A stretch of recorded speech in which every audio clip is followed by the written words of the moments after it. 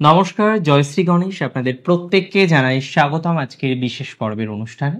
আজকে মূলত আমরা আলোচনা করব মিথুন রাশির বেশ কিছু ভুল নিয়ে। একদমই ঠিক শুনছেন। দেখুন, জীবন চক্রে পথ চলার সময় ঠিক হবে, আবার ভুলও হবে, এটা স্বাভাবিক। মিথুন রাশি কালপুরুষের রাশিচক্রের তৃতীয়তম রাশি, অবশ্যই বুধ গ্রহ প্রভাবিত একটি রাশি।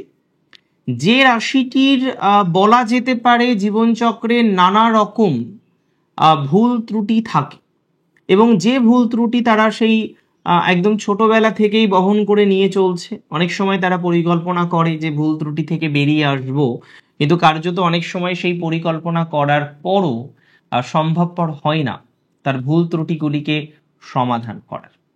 বুধ প্রভাবিত রাশি, মঙ্গল, বৃহস্পতি এবং রাহুর প্রভাবও এই রাশির জাতক জাতিকাদের উপরে কিন্তু আমরা লক্ষ্য করতে পারি। এই রাশির জাতক জাতিকাদের মধ্যে আপনি খেয়াল করবেন একটা চাইল্ডিশ বিহেভিয়ার রয়েছে। আজকে যখন আপনি তার সাথে কথা বলছেন, তার সাথে আলোচনা করছেন, দেখবেন একটা কোথাও যেন গিয়ে সে ম্যাচিওর হওয়া সত্ত্বেও তার মধ্যে একটা শিশু রয়েছে। দেখুন, ছেলে মানুষই অবশ্যই ভালো, এটা দোষের কিছু নয়, কিন্তু মিথুন রাশির জাতক জাতিকারা এমন কিছু ব্যক্তিবর্গের সাথেও তাদের ছেলে মানুষই ভাবটা রেখে দেয়, যেটা তাদের একদমই উচিত নয়। বিষয়টা কি রকম? দেখুন, যে যেমন তার সাথে তেমন বিহেভিয়ার করাটাই আমার মনে হয় কার্যত সঙ্গত।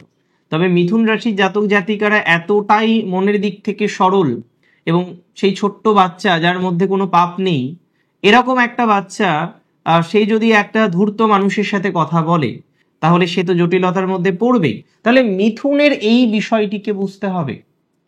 কোথায় গিয়ে তাকে বেশি ম্যাচুরিটি রাখতে হবে, এই ধারণাটা যদি সে তৈরি করতে না পারে, তাহলে কিন্তু প্রবলেম। আর প্রায়শই আমরা দেখেছি মিথুন রাশি জাতক জাতিকারা কিছু কিছু চ্যালেঞ্জিং সিচুয়েশনে এই ধরনের একটি ছেলে মানুষের বিহেভিয়ারটাকে রিপ্রেজেন্ট করে ফেলে, যে কারণে তাদের স্টেটাসটা অপরজনের কাছে অনেকটাই ডিটোরিয়েট করে যায়। তাহলে মিথুন রাশির জাতক জাতিকাদের বুঝতে হবে কোথায় তাকে ম্যাচুরিটি প্রদর্শন করতে হবে, কোথায় তাকে ছেলে মানুষই ভাব বা অ্যাকচুয়াল যে সেটা রাখলেও কোনো সমস্যা নেই। দেখুন, জঙ্গলে সোজা গাছটা কিন্তু আগে কাটা পড়ে। মিথুন রাশির জাতক জাতিকারা সহজ সরল। আপনারা কেউ কখনো ভেবেছেন যে একবার যে ব্যক্তির কাছ থেকে আপনি প্রতারণা পেয়েছেন, সেই ব্যক্তির সাথে আপনি দ্বিতীয়বার আবার সম্পর্ক করে প্রতারিত হবেন? মিথুন এক্স্যাক্টলি সেম কাজটা করে। সে একবার প্রতারিত হয়েছে, একবার চিটেড হয়েছে, কিন্তু দ্বিতীয়বারও সে বিশ্বাস করে। আর খুব মজার কথা হলো, তৃতীয়বারও সে বিশ্বাস করে। অনেক ক্ষেত্রে দেখেছি যে একই মানুষের থেকে একাধিকবার প্রতারণা মিথুন রাশি জাতক জাতিকারা কিন্তু পেয়ে থাকেন।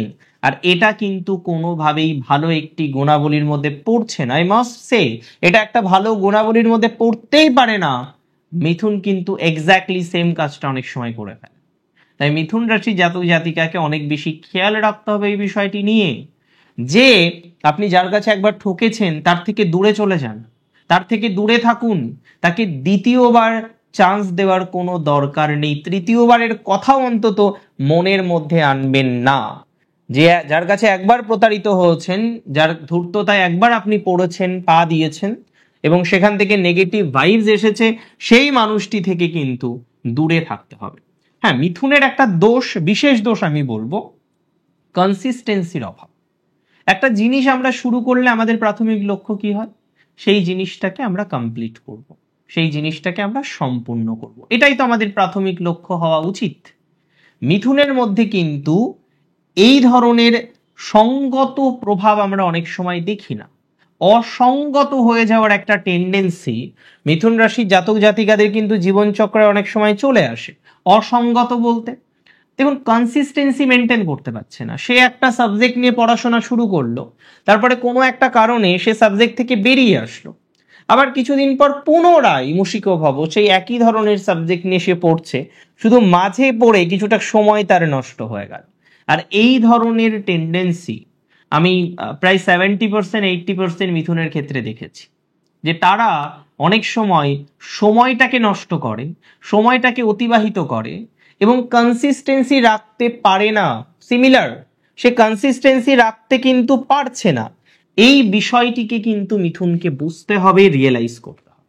সে যদি কনসিস্টেন্সি রক্ষা করতে না পারে, তাহলে প্রবলেম। অনেক ক্ষেত্রে আমরা দেখেছি সে কনসিস্টেন্সি রক্ষা করতে পারে না, কনসিস্টেন্সি রক্ষা করতে গিয়ে তার নানা রকমের অসুবিধার জায়গা তৈরি হয়, নানা রকমের সমস্যার জায়গা কিন্তু তৈরি হয়। দেখুন, মিথুন যেটা করে না, অতিরিক্ত করে ফেলে। আজকে একজনের সাথে বন্ধুত্ব হলো না, একদম সারাদিন দেখবেন কনস্ট্যান্টলি কথা বলছে, সারাদিন সেই বন্ধু ছাড়া সে কিচ্ছু বুঝছে না, 15 দিন পরে কিন্তু সেই বন্ধুর সাথে আর হয়তো যোগাযোগও থাকবে না। মিথুন রাশি জীবনচক্রের সব থেকে যে জায়গাটি নিয়ে কষ্টেই ভোগে সেটি হচ্ছে ফ্রেন্ডশিপ।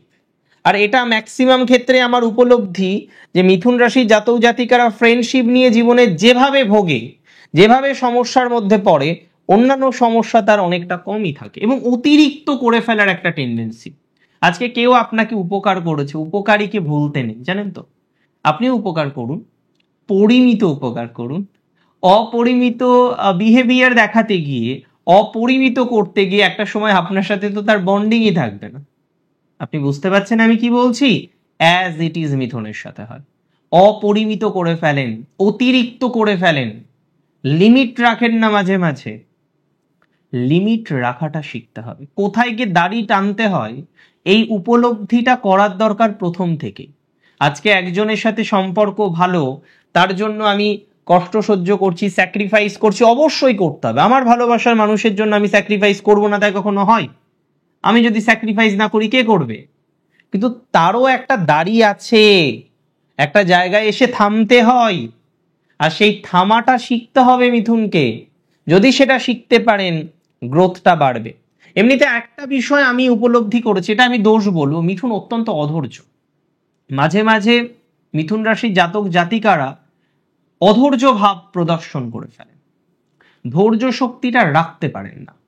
আর এটি কিন্তু খুব ভালো গুণাবলীর মধ্যে পড়ে না। এটা অনেক সময় মিথুন রাশির জাতক জাতিকারা আমি আমার বাস্তবিক জীবনে দেখেছি, তারা ধৈর্য রাখতে পারে না, তারা ধৈর্য শক্তি ঠিকঠাক করে রাখতে পারে না। এটা খুব ইম্পর্টেন্ট।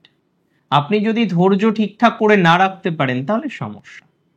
আপনাকে ধৈর্য ধরতে হবে, আপনাকে ধৈর্য রাখতে হবে। যত বেশি ধৈর্য রাখতে পারবেন, যত বেশি ধৈর্য ধরতে পারবেন, তত বেশি পজিটিভিটি জীবনচক্রে আসবে। যত কম ধৈর্য রাখতে পারবেন, ততটাই সমস্যা জীবনচক্রে আসতে পারে। তাই মিথুনের এই দোষ বা ত্রুটিটাকেও সমাধান করতে হবে, যে ধৈর্যশীল হতে হবে আপনাকে, আরো বেশি পরিমাণে ধৈর্য রাখার চেষ্টাটুকু করতে হবে। এবং দিন শেষে আমি কিন্তু জানি মিথুন চাইলে সব পারে। মার্কারি পারে না এমন কোনো কাজ নেই, জুপিটার পারে না এমন কোনো কাজ নেই, মঙ্গল পারে না এমন কোনো কাজ নেই, রাহু পারে না এমন কোনো কাজ নেই। বাট প্রপারলি বুঝতে হবে যে আলটিমেটলি কোন গ্রহ আপনার জন্য মোস্টলি সহায়ক, এনহান্স করে এগোনোর চেষ্টা করতে হবে।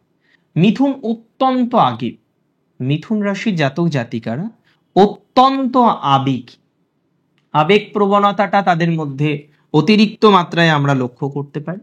এবং এই আবেগ থাকার কারণে কিন্তু নানান সমস্যা, অতিরিক্ত আবেগ থাকার কারণে নানা ধরনের জটিলতা মিথুন রাশির জাতক জাতিকাদের জীবনচক্রে কিন্তু আসে।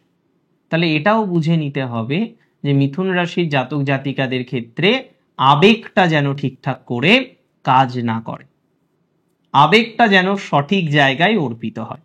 দেখুন, আজকে আপনি একজনের সামনে অত্যন্ত আবেগী হতেই পারেন না, দরকারও আপনার আবেগ আপনি প্রদর্শন কেন করবেন না?